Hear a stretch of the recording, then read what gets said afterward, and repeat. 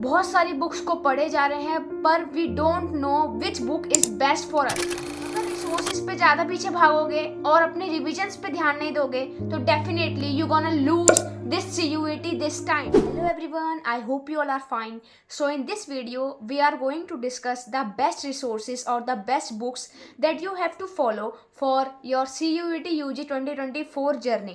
So as we all know that we have enough time for our preparation and the main motive is for making this video is कि आप एक best resource को follow करें. I would like to tell you all of those resources which will help you definitely in cracking this exam. सबसे पहले हम यहाँ पर इस वीडियो को 3 पार्ट्स में डिवाइड करेंगे. सबसे पहला हम इंग्लिश लैंग्वेज के बारे में पढ़ेंगे, देन उसके रिसोर्सेज के बारे में हम देखेंगे कि क्या क्या रिसोर्सेज हम फॉलो कर सकते हैं, बुक्स को फॉलो कर सकते हैं, ठीक है. देन हमारा जनरल टेस्ट का रहेगा एंड देन हमारा लास्ट में डोमेन्स का रहेगा, ठीक है. हर एक स्ट्रीम के डोमेन्स के ऊपर हम यहाँ पर चर्चा करेंगे.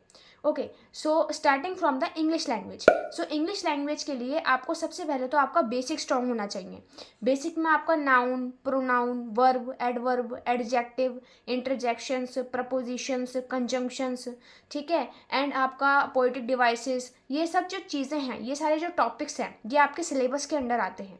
हालांकि जो CUET का जो ऑफिशियल नोटिफिकेशन आउट हुआ था जिसमें उनका ऑफिशियल सिलेबस है लैंग्वेजेस का, उसमें सिर्फ आपको दे रखा है reading comprehension, verbal ability and आपका वोकैबलरी, ठीक है. बट वो सिलेबस से आपका कोई काम नहीं चलने वाला है. जो आपका डिटेल्ड सिलेबस है जिस पे आपको फॉलो करना है वो मैंने अपने टेलीग्राम चैनल पे पोस्ट कर दिया है, तो उसको जाके आप थॉरोली उसको रीड करो, उसको किसी जगह पे नोट कर लो, ठीक है, एंड उसके अकॉर्डिंग अपनी प्रेपरेशन को स्टार्ट करो. तो सबसे पहला स्टेप इंग्लिश लैंग्वेज के लिए आपको क्या करना है कि आपको अपने बेसिक्स को स्ट्रॉन्ग कर लेना है. Noun, pronoun, verb, adverb, adjective, conjunction, prepositions, ये सारे टॉपिक्स, टेंसेस, ठीक है, रिपोर्टेड स्पीच, सो मोडाल्स, ये सारी चीज़ें आपको अच्छे से आनी चाहिए, ठीक है.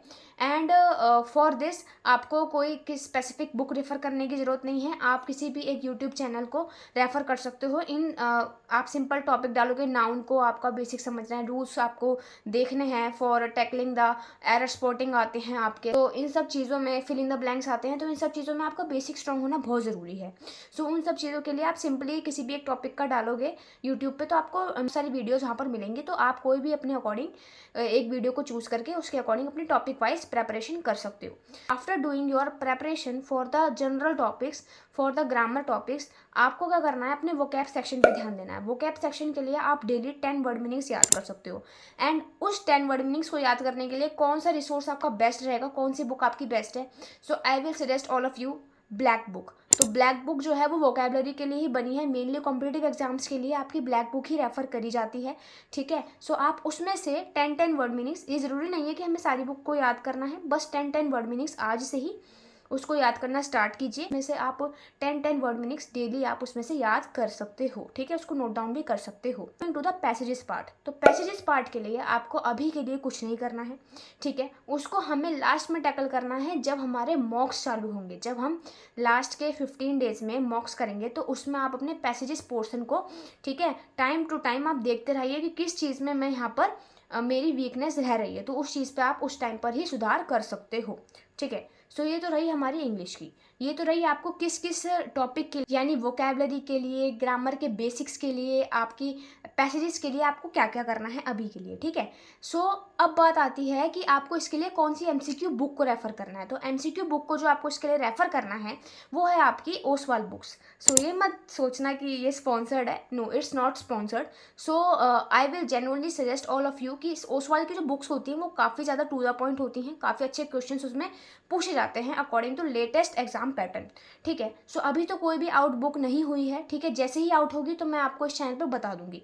अभी के लिए आपको कोई सी बुक खरीदने की नीड नहीं है. अभी के लिए अपनी प्रेपरेशन सेल्फ के लिए रखो, ना ही कोई कोचिंग की नीड है, ना ही कोई अभी रिसोर्स, कोई बुक को परचेस करने की नीड है, ठीक है. ब्लैक बुक की बात रही तो आपको उसकी PDF ऑनलाइन मिल जाएगी, ठीक है. बात आती है हमारे जनरल टेस्ट की. तो जनरल टेस्ट में सबसे पहले आपको अपने कॉन्सेप्ट्स को क्लियर करना है.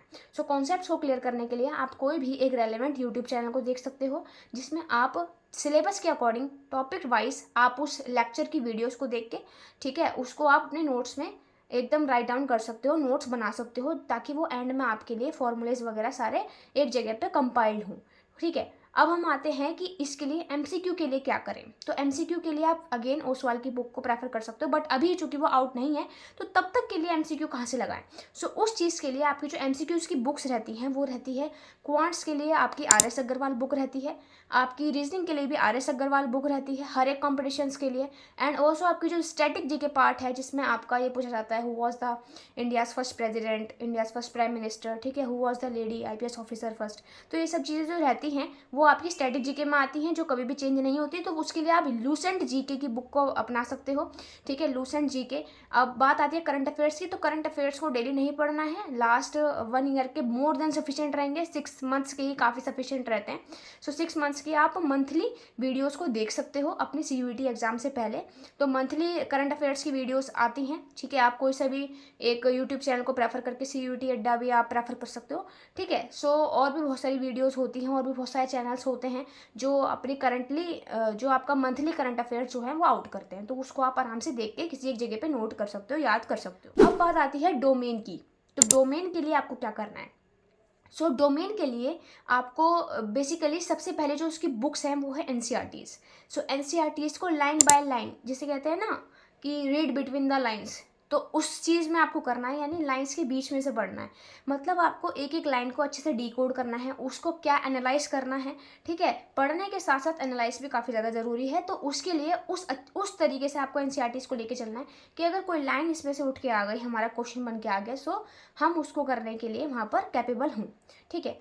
अब बात आती है NCERTs के बाद आपको क्या करना है। जैसे मैथ्स है तो मैथ्स के लिए आपको NCERT तो रेफर करनी ही है, प्लस उसके लिए एग्जाम्पलर भी आती है NCERT एग्जाम्पलर।